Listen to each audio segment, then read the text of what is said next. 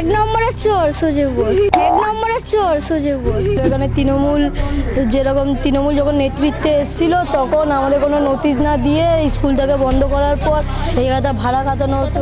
Ma'am টিচাররা কোনো কাজই করতো না, জাস্ট স্কুলে আসতো, যেরকম ভাঙাচোরা সেরকম পড়ে থাকতো শুধু, আর কোনো কিছু হতো না। এখানে পুজো টুজো হয়, এইগুলোই হয়, আর কিছু হয় না। 224টি পরিবার এই বাসন্তী দেবী যে কলোনি রয়েছে সেখানকার পরিবারের এই 224টি পরিবারের এই জায়গা, যে জায়গাতে তাদের বাচ্চাদের পড়ার জন্য স্কুল ছিল। খেলার মাঠ চাই, আমরা খেলতে পারতাম না, খেলতাম এখানে ঘর বানিয়ে আমাদের সব খেলাতাম। বাংলার স্কুলের কি অবস্থা তার হাল দেখাচ্ছি।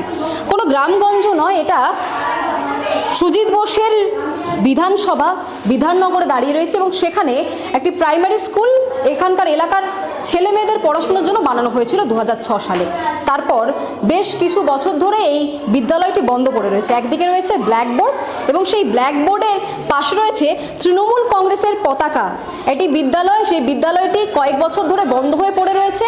যে বিদ্যালয়টি ভাড়া হিসেবে অনুষ্ঠানের জন্য ভাড়া দিয়ে চলেছে তৃণমূলের লোকাল নেতারা, সেই বিদ্যালয়ের ভেতরে এসে দেখছি একসময় যেখানে ক্লাস হতো এই কক্ষের মধ্যে ব্ল্যাকবোর্ডে অজস্র ছাত্রদের জন্য চকে লেখা রয়েছে বেশ কিছু পড়ার জিনিস।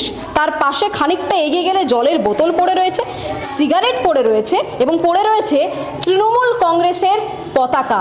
একটি বিদ্যালয়ের মধ্যে তৃণমূল কংগ্রেসের পতাকা, একটি বিদ্যালয়ের মধ্যে আড্ডার জায়গা বানানো হয়েছে সদর বিধাননগর চত্বরে। কত বছর ধরে বন্ধ হয়েছে দাদা এই স্কুলটি? স্কুলটি বন্ধ হয়েছে প্রায় আজকে না 4 বছর।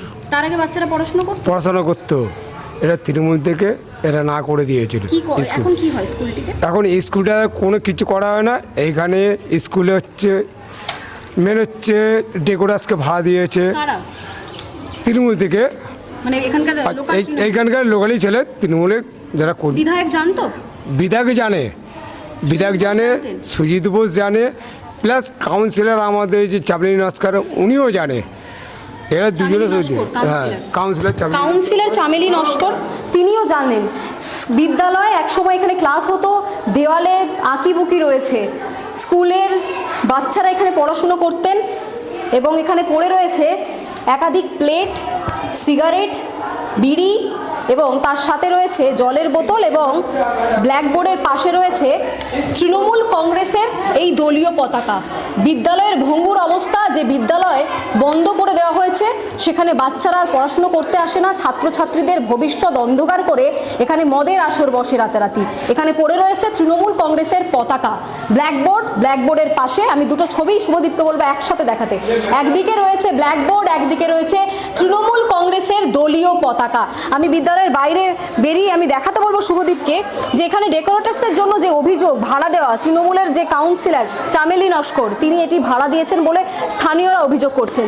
স্কুলের এখানে বসে পড়ার জন্য যে বেঞ্চ, সেই বেঞ্চ রয়েছে, খেলার জন্য যে সামগ্রী, সেই সামগ্রী রয়েছে, ভঙ্গুর অবস্থায় পড়ে রয়েছে এই বাসন্তী দেবী যে শিক্ষানিকেতন, সেই শিক্ষানিকেতন আপাতত বন্ধ রয়েছে। তবে একসময় এই বাসন্তী দেবী শিক্ষানিকেতনে যারা পড়াশুনো করতেন তাদের সাথে কথা বলবো।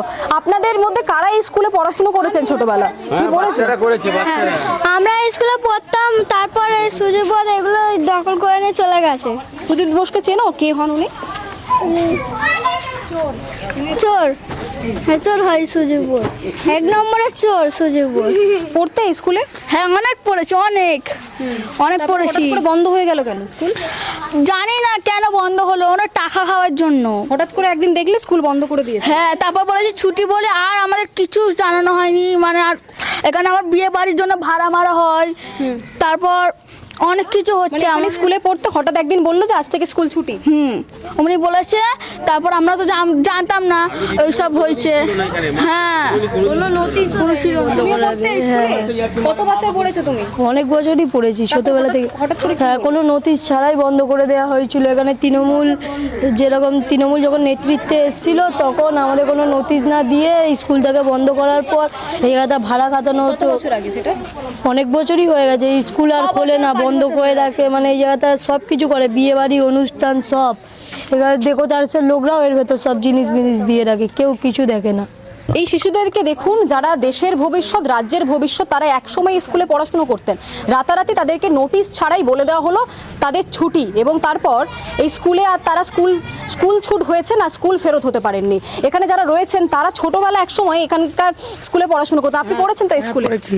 কত বছর পড়েছেন? এটা আমি পড়েছি তো তোমার 15 বছর এই স্কুলে। যখন আমার মা যখন মারা যায় তখন পড়েছিলাম, তখন আমার বয়স 9.5 বছর বয়স, তখন আমি এই স্কুলে পড়েছিলাম। আচ্ছা, হঠাৎ করে কি হলো? এখানকার বাচ্চারা বলছে তারা স্কুলে যাতায়াত করতো, হঠাৎ করে নোটিশ ছাড়াই বন্ধ করে দেওয়া। হ্যাঁ, হঠাৎই বন্ধ হয়ে গেছে। আজকে 10 বছর হচ্ছে স্কুলটা বন্ধ, আমরা কেউ কিছু জানিই না কেন বন্ধ হলো কিছু। আমরা চাই স্কুলটা আগের মতন খুলুক, কেন আমাদের বাচ্চা কাচ্চারা বাইরে পড়াশোনা করতে যায়। আমরা তো চাইবো না আমাদের পাড়া ছেড়ে বাচ্চারা বাইরে যাক, আমাদের স্কুলটা আমরা ফের চালু চাই। স্কুলের মধ্যে দিদি দেখতে পাচ্ছি যে সিগারেটের খোসা পড়ে রয়েছে, তৃণমূলের পতাকা পড়ে রয়েছে। ছাত্রীদের সিগারেট বিমল এসব আনানো হতো। ছাত্রছাত্রী কারা আনাতে? আনতে স্যাররাই আনতে দিত, মানে যারা পড়াতে আসতেন, শিক্ষক শিক্ষিকা, তারাই মানে না দিত, দেখেছি। হ্যাঁ দেখ, বিমল আছে মানে শেখর ভালো মাস্টার ছিল না, মানে চিল্লা, মানে পড়াশোনাটা তো ভালো ছিল এই না। যে শিক্ষক যারা পড়াতে আসতেন তাদেরকে কে রিক্রুট করতো? সেটা আমরা বলতে পারবো না, কেন এটা আমরা জানি না। ছিল আছে এখনো তারা এখানে টাইমে ওনারা এখানে বসে আড্ডা মারতো, উলে এসব নিয়ে এই সামনেটায় বসতো, মানে ওনারা ওদের মতন করতো। বাচ্চা কাচ্চা কে করতো? কোনো একটা টিচারের একটা দায়িত্ব, ওইটা এদের মধ্যে ছিল না। ছাত্রছাত্রীদেরকে সিগারেট আনানো হতো, বিমল এসব আনানো হতো। ওনারা এখানে বসে গল্প করতো। আমরা আমাদের মাদের বলেছিলাম, যখন আমার মারা বেঁচেছিল বলা হয়েছিল। আপনি যখন ছোট ছিলেন তখন এই জিনিসগুলো হয়েছে। স্কুল পড়তে পড়তে একদিন হঠাৎ মানে কোনো একটা প্রোগ্রাম হয়েছিল, হওয়াতে আমাদেরকে বাইরে ঘুরতে নিয়ে গেছিলো একবার, ওই যে নিয়ে এসেছিলো। তারপর থেকে স্কুল ওই যে বন্ধ হয়ে গেছিলো, তবে থেকে এইসব অনুষ্ঠান হয়। এখানে স্লাইস শেখাতো আসতো, গল্প করতো সবাই। ম্যাম টিচাররা কোনো কাজই করতো না, জাস্ট স্কুলে আসতো, যেরকম ভাঙাচোরা সেরকম পড়ে থাকতো শুধু, আর কোনো কিছু হতো না। এখানে পুজো টুজো হয়, এইগুলোই হয়, আর কিছু হয় না। এখানকার যারা বড় রয়েছেন আপনাদের, তারা বলছে যে ছাত্রছাত্রীদেরকে দিয়ে সিগারেট কিনতে পাঠানো। হ্যাঁ এটা আনা হতো। হ্যাঁ, টিচারই আনতে পরীক্ষার টাইমেও কিছু বলতো না, দেখে ওর দেখে লিখতে কিছুই বলতো না।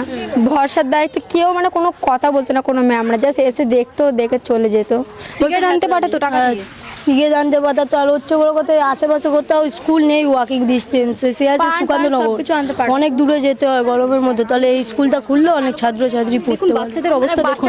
বাংলাদেশের ভবিষ্যৎ যারা রয়েছে তারা বলছেন যে এই স্কুল তো বন্ধ হয়ে রয়েছে, কিন্তু যতদিন এই স্কুল খোলা ছিল, শিক্ষক শিক্ষিকা যারা পড়াতে আসতেন তারা নাকি টাকা দিয়ে তাদেরকে বলা হতো যে সিগারেট কিনে আনুন, তাদেরকে বলা হতো যে পান নিয়ে আসো।